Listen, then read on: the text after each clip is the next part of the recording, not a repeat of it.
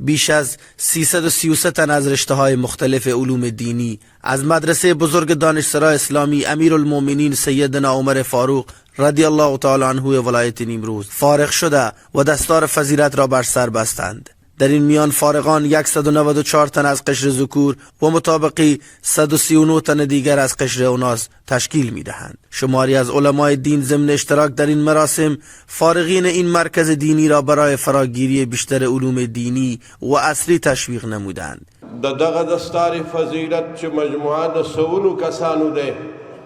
د مختلفو شعبو څخه د دوی خپل ته او د دوی ورثو ته او د دوی والدینو ته او د دغه مدرسې ټول اراکینو ته اساتذه او کرامو ته حضرت مولانا عبدالرحمن معتصمی صاحب او د ملګری او د دغه مدرسې مالی تمویل کوونکی حاجی حبیب یار صاحب ته او د دوی ټولو ملګرو او کورنۍ ته مبارکباد پیشو. والله سبحانه و تعالی توسط مجاهدین قهرمان، مجاهدین شجاع، مجاهدین با ایمانی که یکی از فرعونهای تاریخی آمریکا را بینیش را در این خاک کفر شکن به خاک مالیدن، خداوند اقصا را توسط مجاهدین افغانستان آزاد بگرداند. این در حالی است که مهمانان ویژه در این مراسم ضمن تشکری از حکومت امارت اسلامی افغانستان به خاطر حمایتشان از مراکز دینی در قسمت پیشرفت علوم دینی خواهان توجه بیشتری شدند. قرآن معرفی میکنه لقد کرمنا بنی آدم، اینها رو پروردگار تاج کرامت بر سرشون نهاده. از نظر جغرافیایی در اروپا یا امریکا باشند یا در افریقا و استرالیا باشند، از نظر رنگ و پوست با من و تو فرق داشته باشند، سیاه پوستان افریقا یا سرخ پوستان امریکا باشند، اگر از نظر زبان انگلیسی تکلم کنند یا فرانسوی و پرتغالی گپ بزنند، اینها همه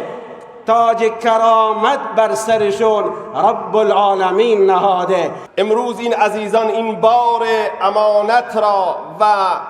این تاج رسالت را، در واقع رسالتی که برخواسته از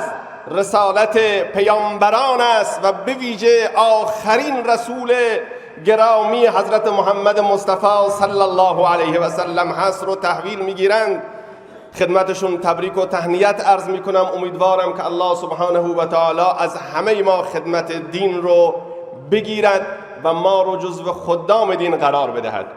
این مهمانان از مردم میخواهند تا با نظام اسلامی خود همکار و همگام باشند. در این حال فارغینی که از دوره فدوا سند فراغت دریافت کرده اند ضمن ابراز خوشحالی میگویند موږ واقعا د زړه د اخلاص خوشاله چې الله تعالی زموږ په کشور افغانستان کې یو داسې زمينه برابر کړه چې موږ خپل په کشور کې داسې لوړ زده کړې وکړو او لوړ تحصیلات ته ځانونه ورسو. و بنده که هست در قسمت تخصص حدیث این دوره 2 ساله را گذراندیم و بسیار الحمدلله برای ما جالب بود و برای ما بسیار سودمند بود و همچنین اساتیدی که در این بخش تدریس می‌کردند بسیار اساتید با تجربه که در چندین تخصصات اینها تخصص داشتند و در قسمت تخصص حدیث. با این حال مؤسس مدرسه دانشسرای اسلامی امیرالمومنین سیدنا عمر فاروق رضی الله تعالی عنه ولایت نیمروز ضمن حمایت همیشگیشان از مدارس از دیگر خیرین می‌خواهند تا با حمایت از مدارس دینی باعث رشد علوم دینی در کشور شوند. ثانیاً این مراسم با شکوه را به فاضلان و دوره حدیث نووی شریف و اولین فارغین 2 ساله از تخصص فقه و قضا و تخصص حدیث، فارغین تخصص زبان عربی و حفاظ و قاریان قرآن کریم تبریک و تهنیت عرض می دارم. قابل یادآوری است که ولایت نیمروز یکی از ولایت‌های به شمار می رود که در آن مدارس دینی زیادی وجود دارد که از ولایات مختلف طلب العلمان علوم دینی جهت فراگیری علوم دینی به این ولایت می آید که در این میان مدرسه دانشسرای اسلامی در طول 1 دهه فعالیت در راستای تعلیم علوم دینی بیش از 100 تن را در رشته‌های مختلف علوم دینی تا اکنون فارغ داده است. محمد عمری، خبرنگار رادیو حریت، ولایت نیمروز.